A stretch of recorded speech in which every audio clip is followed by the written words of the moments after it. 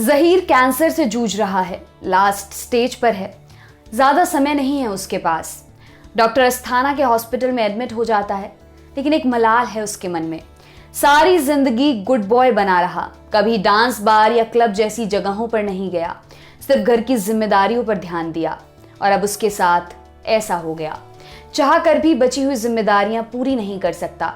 Hospital में सोया हुआ है, तभी एक रात कुछ गुंडे आते हैं, कहते हैं जो बीत गया वो बीत गया, जो बीतना है उसे हंस कर बिता। इसी सब शोरगुल के बीच एक लड़की के हंसने की आवाज आती है। हेलो, नमस्ते, आदाब दोस्तों, मैं हूं दिव्यांशी। स्वागत है आप सभी का मैटनी शो में।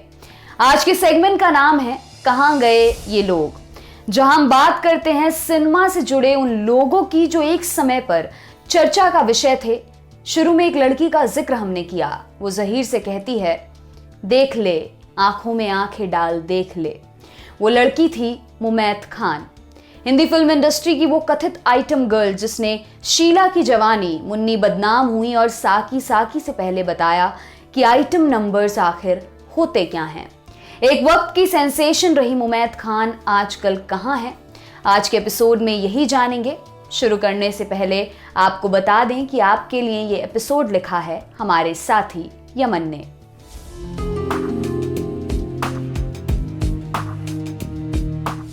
अब्दुल रशीद खान एक पाकिस्तानी पठान, एकदम कंजर्वेटिव फैमिली से इंडिया आए।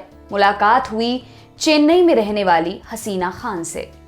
दोनों ने शादी कर ली और बस गए मुंबई में। दोनों की 3 बेटियां हुई, जिनमें से मुमैत सबसे छोटी हैं। मुमैत का बचपन मुश्किलों भरा रहा। पिता महिंद्रा एंड महिंद्रा में काम करने के बाद रिटायर हो चुके थे। उनके रिटायरमेंट के बाद घर की आर्थिक व्यवस्था पूरी तरह चरमरा गई थी। मुमैत और उनकी बहनों ने काम करने का फैसला किया ताकि अपनी तरफ से घर की हर संभव मदद की जा सके। लेकिन मुमैत को काम मिलने के पीछे भी बड़ा लंबा चौड़ा किस्मत कनेक्शन था। जिस दौरान घर पर मुसीबत आई, उस समय मुमैत 8वीं कक्षा में थी। उम्र थी लगभग 13 साल। पढ़ाई में मन नहीं लगता था, कहीं तो एवरेज स्टूडेंट थी। स्कूल में एग्जाम हुए और मुमैत फेल हो गई, वो भी मराठी में।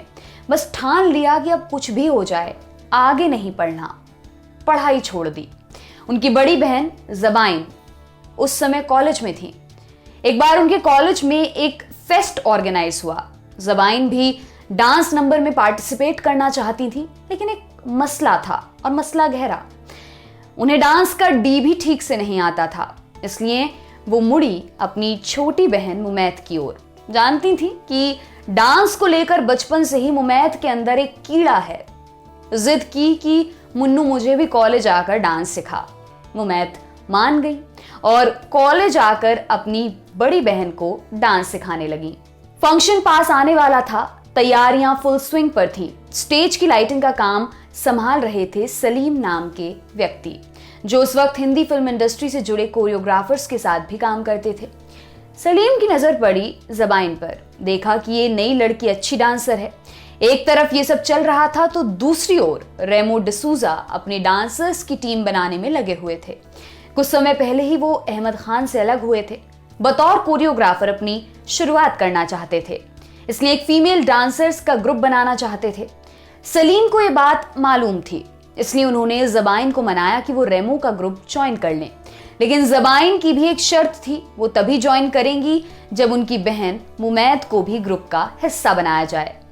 सलीम को कोई दिक्कत नहीं थी। दोनों बहनों ने रेमो का ग्रुप ज्वाइन कर लिया और फिल्मों में बतौर बैकग्राउंड डांसर्स काम करने लगी।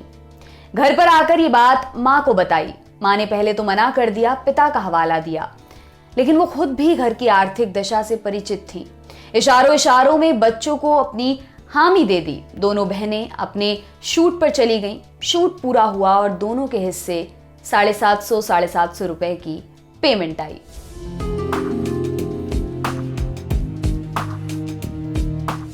अगर IMDb पर मुमैत की फिल्मोग्राफी चेक करेंगे तो आपको करीबन 70 फिल्में दिखाई देंगी। कुछ में उन्होंने बतौर डांसर काम किया, कुछ में सपोर्टिंग कैरेक्टर अदा किए, तो कुछ में लीड रोल। लेकिन कम ही लोग ये जानते हैं कि मुमैत करीब 150 फिल्मों के लिए कैमरे का सामना कर चुकी हैं। वो बात अलग है कि इनमें से ज्यादातर में वो बैकग्राउंड डांसर रही। मुमैत ने भले ही 13 साल की उम्र से फिल्मों में बतौर बैकग्राउंड डांसर काम करना शुरू कर दिया था, लेकिन उन्हें अपने करियर की सबसे बड़ी पहचान दिलाने वाली फिल्म मिली 17 साल की उम्र में। फिल्म थी 2003 में आई मुन्ना भाई MBBS। बना रहे थे first time director Rajkumar Hirani. Film में एक आइटम सॉन्ग था, देख ले आंखों में आंखें डाल देख ले, जिसके लिए मुमैत को अप्रोच किया गया। लेकिन यहाँ एक मसला था, मुमैत उस समय नाबालिग थी, इसलिए मेकर्स ने उनके पेरेंट्स से बात की। मेकर्स ने उन्हें ब्रीफ कर दिया। पूरी बात सुनने के बाद मुमैत के पेरेंट्स भी मान गए। मेकर्स ने परमिशन लेटर पर उनके साइन भी ले लिए। आखिरकार फिल्म रिलीज हुई, जिसे जनता और क्रिटिक्स दोनों से ही बम्पर रिस्पॉन्स मिला। यहां तक कि बेस्ट पॉपुलर फिल्म का नेशनल अवार्ड भी अपने नाम किया।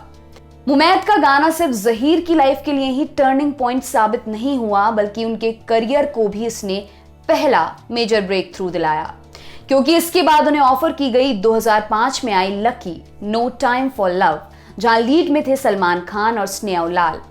स्नेहा उलाल जिन्हें इंडस्ट्री की दूसरी ऐश्वर्या राय बताया गया था। खैर, बावजूद ऐसी बातों के फिल्म नहीं चली। स्नेहा ऐश्वर्या जैसा मैजिक रिक्रिएट नहीं कर पाई। बाकी बात मुमैत की, तो आप उन्हें फिल्म के लकी लिप्स गाने में स्पॉट कर सकते हैं।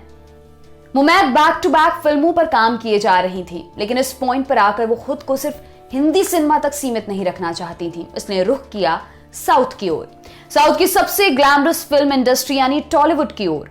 उनकी पहली तेलुगु फिल्म थी स्वामी। अगला ऑफर आया तेलुगु सिनेमा के दिग्गज डायरेक्टर पुरी जगन्नाथ की ओर से। फिल्म थी 143। फिल्म बॉक्स ऑफिस पर कुछ खास कमाल नहीं दिखा सकी। उसी दौरान SS राजामौली भी प्रभास के साथ मिलकर एक फिल्म पर काम कर रहे थे। फिल्म थी छत्रपति। मुमैत ने फिल्म के गाने मनेला तिंटीवीरा में परफॉर्म किया था। मुमैत तेलुगु सिनेमा में एक्टिव तौर पर काम कर रही थी, लेकिन उन्होंने मुंबई से भी अपना बेस पूरी तरह शिफ्ट नहीं किया था। हलचल, एक खिलाड़ी एक हसीना और फाइट क्लब, मेंबर्स ओनली जैसी फिल्मों में भी उसी दौरान उन्होंने काम किया। मुमैत को हिंदी सिनेमा में ब्रेक थ्रू पहले ही मिल चुका था। अब बारी थी तेलुगु सिनेमा में भी ऐसे ही एक बड़े ब्रेक की, जो उन्हें दिया पुरी जगन्नाथ की फिल्म पोकिरी ने। महेश बाबू स्टारर फिल्म एक बड़ी ब्लॉकबस्टर साबित हुई। करीब 12 करोड़ रुपए के बजट में बनी और 66 करोड़ रुपए का कलेक्शन किया। फिल्म की सक्सेस को भुनाने के लिए इसे तमिल, कन्नड़, हिंदी और बंगाली में भी बनाया गया। तमिल वाले वर्जन पोक्किरी की लीड में विजय थे। विजय की इस फिल्म में भी मुमैत ने काम किया। वहीं हिंदी में पोकिरी को वांटेड के टाइटल से बनाया गया, जहां महेश बाबू वाला रोल निभाया सलमान खान ने। पोकिरी में मुमैत ने इपिट्टिकिंका नाम के गाने में परफॉर्म किया था।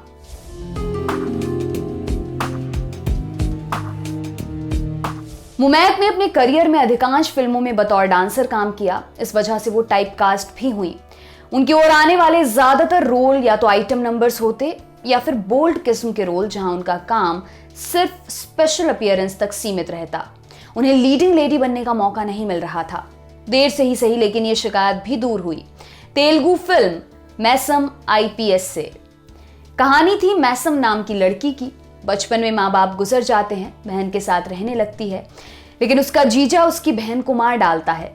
मैसम बचकर निकल जाती है और आगे जाकर पुलिस ऑफिसर बन जाती है। अपनी बहन की मौत का बदला लेने के लिए मुमैत ने ही पुलिस ऑफिसर का रोल निभाया। फिल्म कुछ खास नहीं चली, लेकिन इंडस्ट्री में उनके काम के हिस्से सराहना ही आई। मैसम IPS किसी भी एंगल से कोई महान या यादगार फिल्म नहीं थी, सिवाय एक फैक्टर के। वो थे फिल्म के राइटर दासरी नारायण राव, वो डायरेक्टर जिन्होंने अपने करियर में 150 से ज्यादा फिल्में डायरेक्ट की। इसी वजह से सबसे ज्यादा फिल्में बनाने का लिम्का वर्ल्ड रिकॉर्ड भी अपने नाम किया। दासरी ने तेलुगु समेत हिंदी भाषी फिल्में भी डायरेक्ट की, जैसे स्वर्ग नरक, ज्योति बने ज्वाला, यादगार, प्रेम तपस्या और सरफरोश। आमिर खान वाली सरफरोश नहीं, बल्कि जितेंद्र श्रीदेवी वाली। साउथ की कई दिग्गज पर्सनालिटीज की तरह दासरी ने भी फिल्मी करियर से ब्रेक लेकर राजनीति का रुख किया। आंध्र प्रदेश कांग्रेस के MP रहे दासरी 2004 से लेकर 2006 और अपने दूसरे टर्म में 2006 से लेकर 2008 तक देश के कोयला मंत्री रहे। आगे जाकर कोलगेट स्कैम में उनका नाम भी आया था, जिसके तहत CBI ने उनके खिलाफ FIR दर्ज की थी।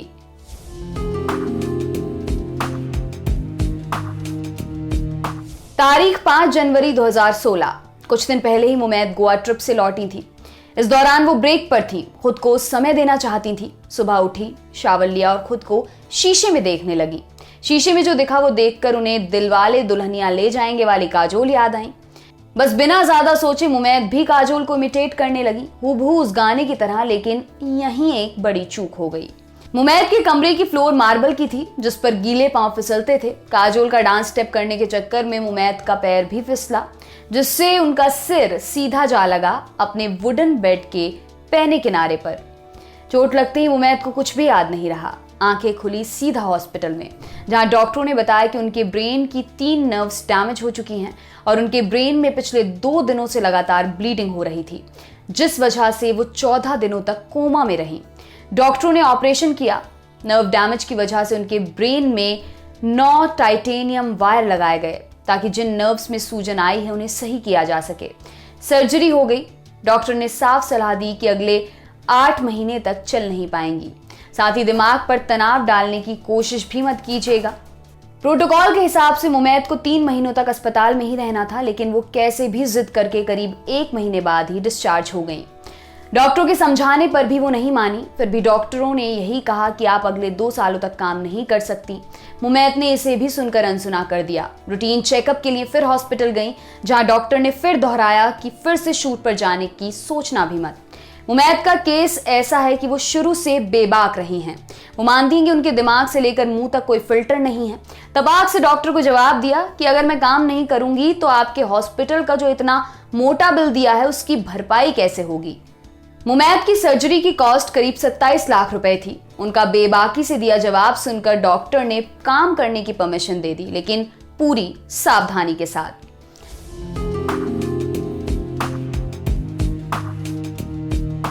हिंदी, तमिल और तेलुगु फिल्मों के अलावा मुमैत ने रियलिटी शोज में भी काम किया है। वो बिग बॉस तेलुगु सीजन 1 में कंटेस्टेंट थी। हालांकि एक ड्रग कंट्रोवर्सी में नाम आने के बाद उन्हें शो से बाहर आना पड़ा। सीबीआई ने उनसे पूछताछ की। जब उनके खिलाफ कोई सबूत नहीं मिला तो उन्हें फिर से शो में जाने की परमिशन दे दी गई। हालांकि बिग बॉस में दोबारा एंट्री के कुछ समय बाद ही वो एलिमिनेट हो गई थी। बिग बॉस समेत वो डांस रियलिटी शो झलक दिखला जा के 6ठे सीजन में भी दिखाई दी थी। हिंदी फिल्मों से शुरुआत करने वाली मुमैत फिलहाल तेलुगु सिनेमा पर फोकस कर रही हैं। उनकी आखिरी मेजर हिंदी फिल्म थी 2012 में आई राउडी राठौड़, जहां वो आरे प्रीतम प्यारे गाने में दिखाई दी थी। तो दोस्तों, आज के एपिसोड में बस इतना ही। इस एपिसोड को लेकर आपके जो भी सुझाव या शिकायतें हों हमें कमेंट बॉक्स में जरूर बताएं। जाने से पहले फिर बता दें कि आपके लिए ये एपिसोड लिखा था हमारे साथी यमन ने। मुलाकात होगी अब मैटिनी शो के अगले एपिसोड में। तब तक के लिए शुक्रिया।